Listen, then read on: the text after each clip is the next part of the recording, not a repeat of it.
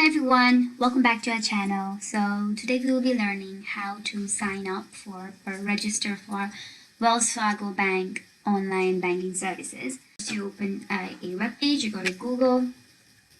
So you search for Wells Fargo Bank, and then the first website you will be shown is the official website for Wells Fargo.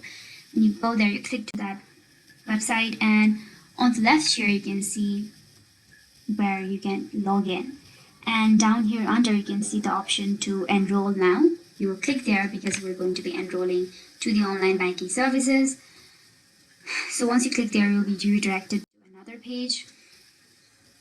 So here you will need to type in your social security number or taxpayer identification number, and if you don't have this number, you click on I don't have this number.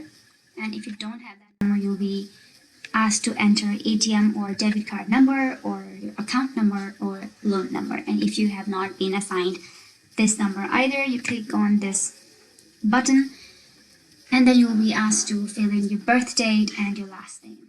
And if you want to do that, you'll click on continue, and you will be taken to another page where you will fill in some personal details, and then you will create a username and a password for your online banking.